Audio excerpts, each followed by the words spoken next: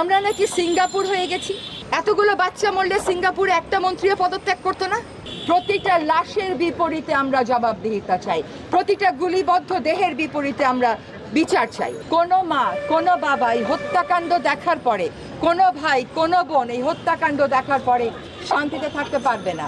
চোখ বন্ধ করলে আবু সাঈদের কথা মনে হয়, চোখ বন্ধ করলে আইমানের কথা মনে হয়। একটা সামরিক সাজোয়া যান থেকে একটা শরীর, একটা জীবন্ত শরীরকে রাস্তায় ফেলে দেওয়া হলো।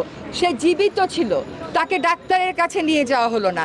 এই দেশে আমরা শুনলাম গুলিবিদ্ধ অনেকে হাসপাতাল থেকে হাসপাতাল ছুটেছে, তারা আন্দোলনকারী বলে তাদের চিকিৎসা হয় নাই।